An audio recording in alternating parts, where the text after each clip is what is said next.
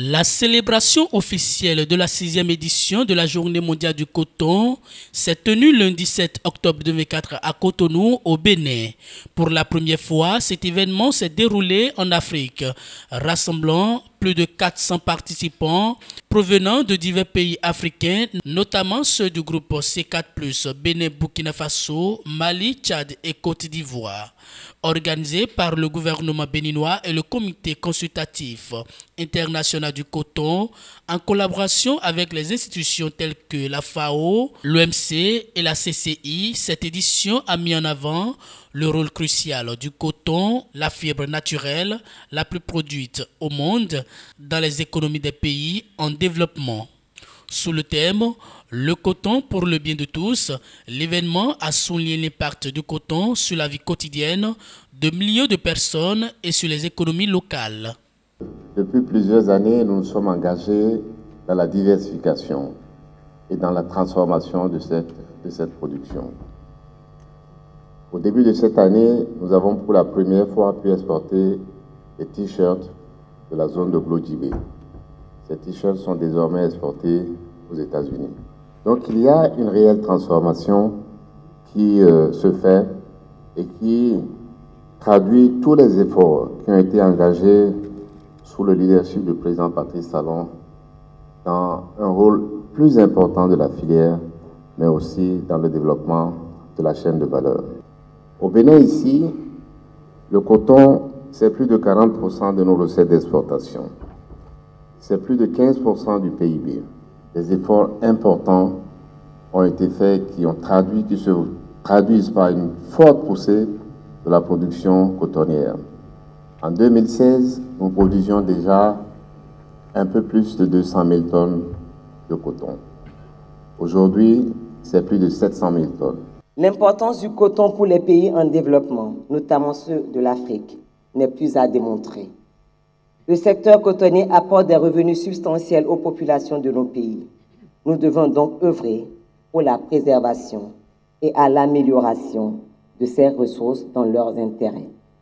Dans cette dynamique, la Journée mondiale du coton offre une occasion unique pour renouveler l'engagement de toute la communauté internationale, tel que recommandé par les Nations Unies, en vue d'atteindre cet objectif de durabilité et de résilience du secteur cotonnier en améliorant substantiellement la production, la transformation, les utilisations, l'environnement et les conditions de vie sans que personne ne soit laissé pour compte. Cette année a marqué un tournant pour le travail en matière de développement concernant le coton à l'OMC. Le mécanisme de cadre consultatif du directeur général en faveur du coton continue de jouer un rôle essentiel dans le suivi de l'aide au développement en faveur du coton dans le pays en voie de développement. La transformation et l'industrialisation du secteur exigent une approche collaborative et globale, impliquant les parties prenantes, y compris les gouvernements, le secteur privé et les organisations internationales, et visant à transformer davantage de produits sur le continent pour progresser dans la chaîne de valeur et créer des emplois pour nos jeunes. Cela s'inscrit dans le cadre de l'approche de remondialisation que nous prenons à l'OMC pour contribuer à donner une place centrale aux populations et aux régions qui se trouvent en marge de la production mondiale. Les pays membres du C4 plus la Côte d'Ivoire réaffirment leur attachement à la promotion de la filière cotonnière africaine et par conséquent au système commercial multilatéral et leur foi en sa capacité à permettre une plus grande intégration de nos économies aux chaînes de valeur mondiales, faisant ainsi du commerce du coton un véritable levier de développement, de lutte contre la pauvreté et de croissance inclusive. Il est fondamentalement intéressant et indispensable de développer la chaîne de valeur du coton et d'en maîtriser les différents segments. Et c'est de cette condition-là et de cette façon que nous pouvons tirer les meilleurs bénéfices pour nos populations en termes de création d'emplois, de transformation structurelle et de développement durable. En marge de l'organisation à Cotonou de la Journée mondiale du coton, la directrice générale de l'Organisation mondiale du commerce a été reçue en audience ce lundi 7 octobre 2004 au Palais de la Marina par le président Patrice Talon. Une occasion pour la directrice générale de l'OMC d'aller exprimer de vive voix au chef de l'État béninois sa gratitude pour une organisation réussie de la célébration de cette journée qui est une première en Afrique. Elle a jugé qu'il était de bon ton qu'elle vienne remercier le président Patrice Talon et son gouvernement qui n'ont ménagé aucun effort pour la réussite de cet événement réunissant tous les acteurs de la filière. Je dois saluer Monsieur le Président Talon, Madame le ministre du Commerce et de l'Industrie et toute l'équipe béninoise pour le bon travail qui est fait pour soutenir le secteur cotonnier au Bénin. Nous faisons partie d'un partenariat pour le coton pour soutenir le pays de C4, les pays de Tchad, Burkina Faso, Mali, Bénin et plus Côte d'Ivoire qui travaillent à valoriser le coton. Et ce que nous voulons, c'est de transformer le coton ici sur place pour créer plus d'emplois pour les jeunes et d'avoir accès au marché africain et à l'extérieur. C'est extraordinaire d'avoir le choix de Bénin, c'est parce que l'économie marche au Bénin. On apprécie le travail qui est fait sur le coton au Bénin. Donc Bénin est en avance. C'est pourquoi on a choisi le pays Bénin pour la première célébration en Afrique.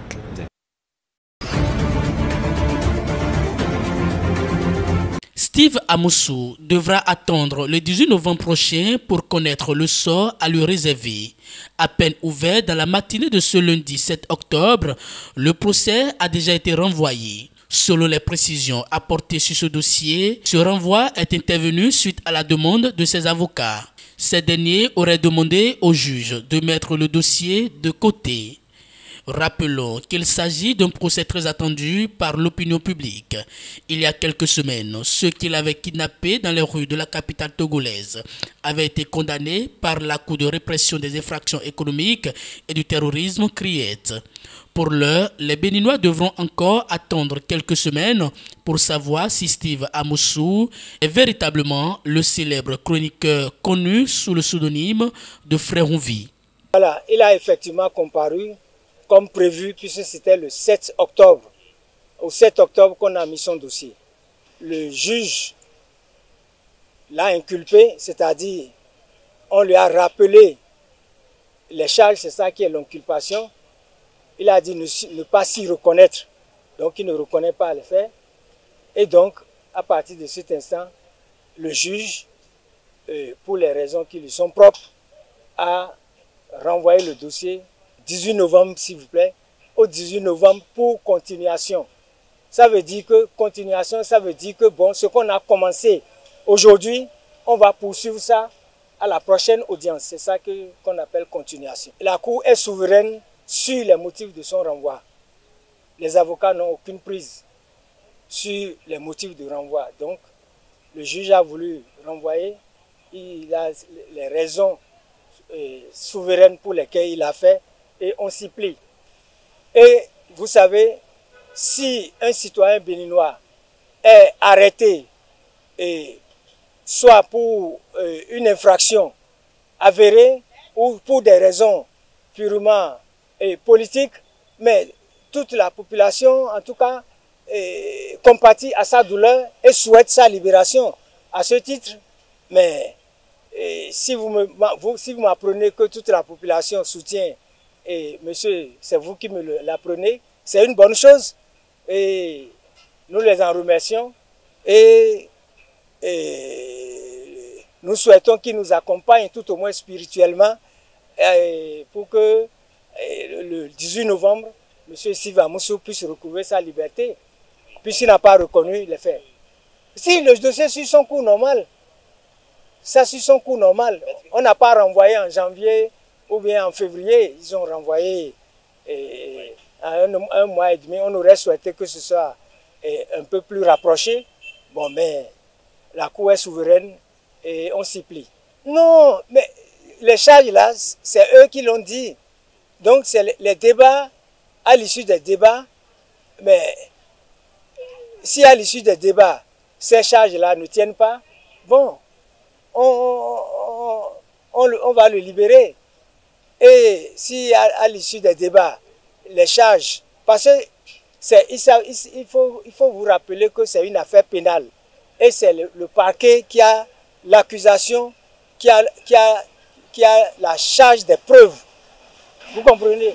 Si l'accusation ne nous rapporte pas la preuve de ce qu'il lui reproche, bon, ils seront obligés de le libérer. Et c'est ça notre souhait. C'est pour ça que nous sommes constitués pour lui et non pour autre chose, pour le libérer. Non, ce que je pense que c'est une torture contre quelqu'un qui n'a rien fait. D'abord, il a été enlevé, kidnappé, et ses ravisseurs ont été jugés et condamnés. Mais je ne vois pas pourquoi il fallait encore renvoyer. Vous comprenez? Donc, c'est une torture infligée donc, à notre client et il faut que ça cesse.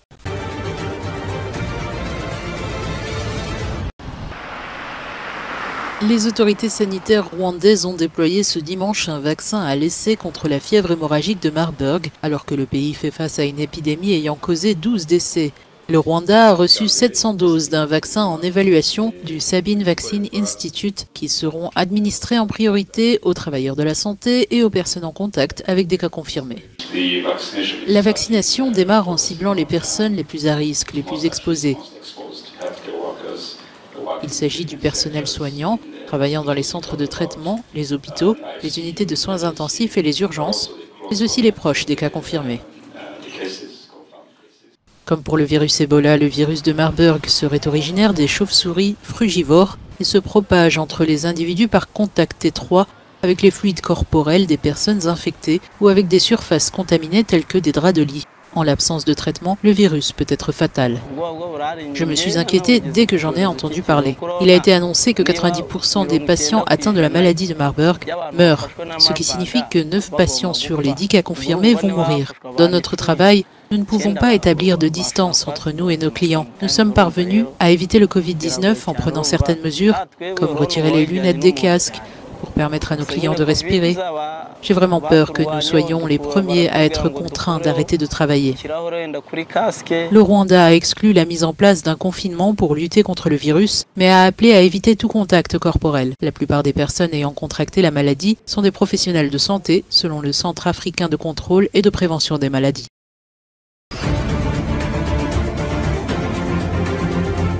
Plus de 3 ans après la chute du président Alpha Condé, du coup d'État orchestré par les forces spéciales guinéennes et de la prise de pouvoir du colonel Mamadi Doumbouya, l'incertitude et les inquiétudes persistent face à la multiplication des dérives autoritaires et à l'absence de calendrier électoral en Guinée. L'opposition dénonce le non-respect de la charte de transition. Ce qu'il n'a été servi le 5 septembre 2021 à ce que nous vivons aujourd'hui, en fait, les promesses n'ont pas été tenues, donc entre autres, en termes de respect des droits de l'homme, entre autres, en termes d'engagement vu ce qui devait être fait pour qu'effectivement nous puissions assister au retour à l'ordre constitutionnel, on est à même de dire que les promesses n'ont pas été tenues dans leur globalité.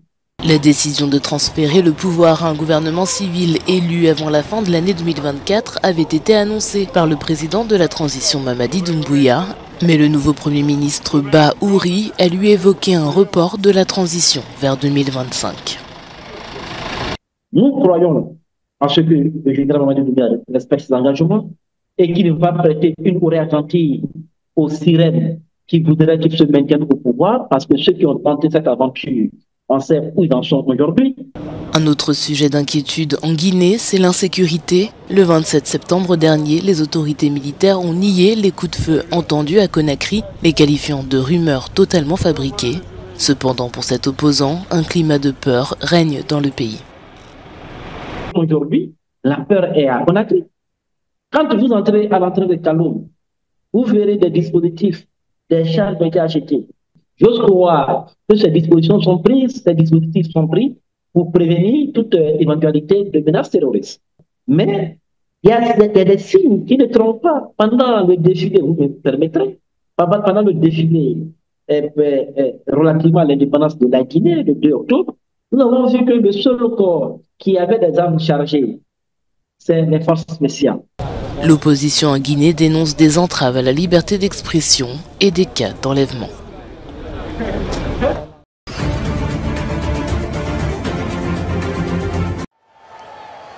L'ancien champion du monde d'athlétisme des moins de 20 ans, Kipyegon Bett, est décédé à l'âge de 26 ans à Bomet, au Kenya, des suites d'une insuffisance rénale. Le Kenyan spécialiste du 800 mètres a remporté le titre mondial en 2016, puis le bronze au championnat du monde senior à Londres l'année suivante. Cependant, sa carrière s'est arrêtée lorsqu'il a été suspendu pour 4 ans en août 2018 par l'unité d'intégrité de l'athlétisme mondial après avoir été testé positif à l'EPO, une substance améliorant les performances. L'athlète a toujours nié avoir utilisé ce produit qui stimule la circulation sanguine. Kipyegon Bett avait été hospitalisé une première fois dans sa ville natale de Kericho il y a une semaine. Il avait été réadmis vendredi après une aggravation de son état de santé.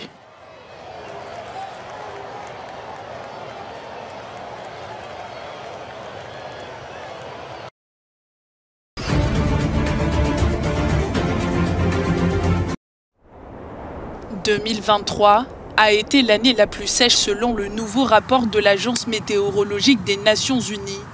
L'année dernière, les rivières du monde entier ont connu l'année la plus sèche depuis plus de 30 ans en raison d'une chaleur record.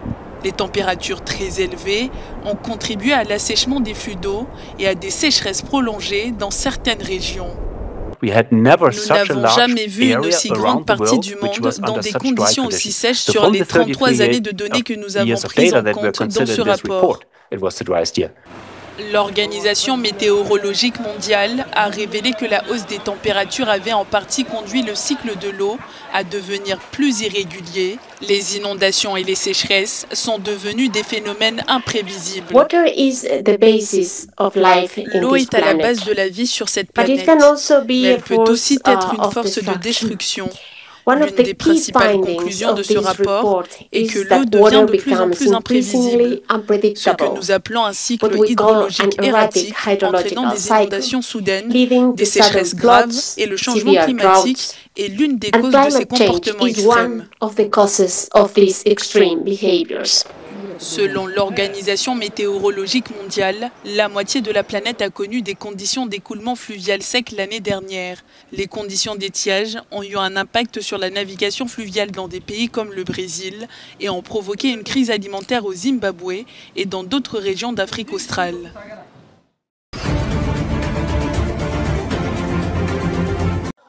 À Haïti, près de 6300 personnes ont fui leur domicile à la suite de l'attaque menée par des gangs lourdement armés à Pont-Sondé dans le centre du pays, faisant au moins 70 morts, selon l'Agence des Nations Unies pour la migration.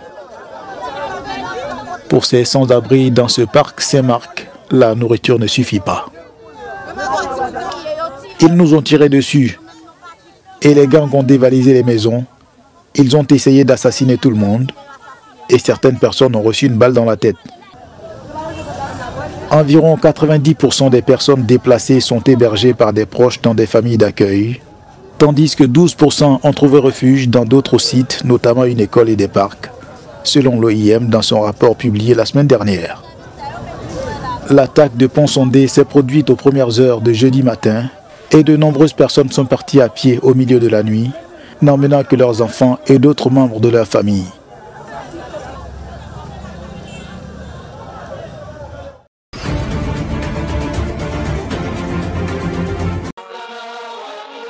Kais Saied a été déclaré vainqueur de l'élection présidentielle tunisienne. Le président a été réélu à l'issue du scrutin du dimanche 6 octobre avec une majorité écrasante. La haute autorité indépendante pour les élections a déclaré lundi que M. Saied avait obtenu 90,7% des voix. La réussite dans les urnes de M. Saied a toutefois été entachée par une faible participation des électeurs, avec un taux de 28,8%. Ce qui est nettement moins que lors du premier tour des deux autres élections organisées dans le pays après le printemps arabe en 2011. Le taux de participation témoigne du renoncement des 9,7 millions d'électeurs du pays. Avec cette victoire, le président Kais Saied maintient son emprise sur le pouvoir après un premier mandat au cours duquel les opposants ont été emprisonnés et les institutions du pays ont été révisées pour lui donner plus d'autorité.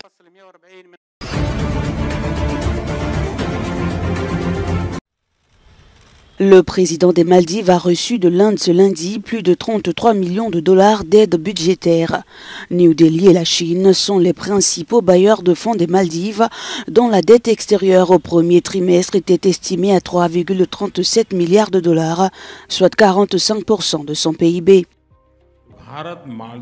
L'Inde, en tant que voisin le plus proche des Maldives et ami intime, entretient une relation privilégiée avec cet archipel stratégique. Les Maldives occupent une place importante dans la politique indienne de voisinage d'abord et contribuent de manière significative à sa vision des océans. Mohamed Muizou a salué cette coopération.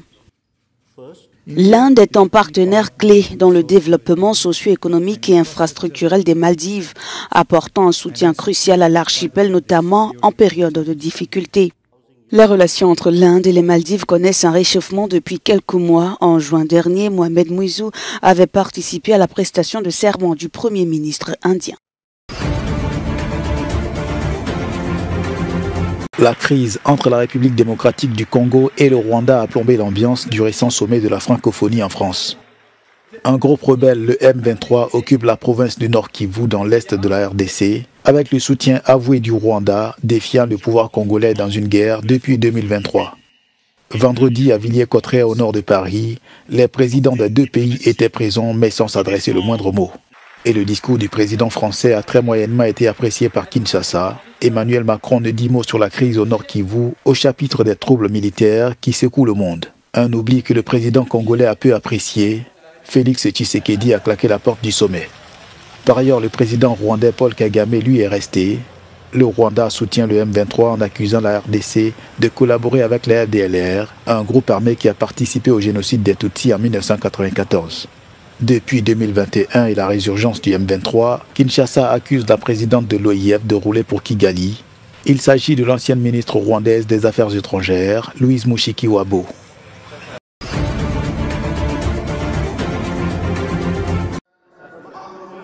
Des rumeurs sur la disparition du commandant de la force Quds, l'unité d'élite des gardiens de la révolution de l'Iran, ont été balayées du revers de la main par les autorités.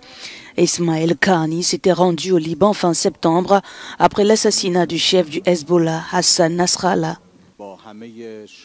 Malgré les rumeurs et les informations propagées récemment par divers médias occidentaux, notamment sur Internet et les canaux Telegram, le général de l'armée de l'islam et commandant respecté de la force Quds, Ismaël Khani, a transmis ses salutations à tous les participants de cette conférence. Il s'est excusé de ne pas pouvoir y assister en raison d'une réunion importante, réaffirmant ainsi son engagement et son respect envers l'événement. Ismaël Khani a été nommé à la tête de la force Al-Quds après l'assassinat de son prédécesseur, le général Qassem Soleimani. Par ailleurs, des informations non encore confirmées attestent que le Hezbollah a également perdu contact avec Hacham Safieddine. Il était pressenti pour remplacer Hassan Nasrallah.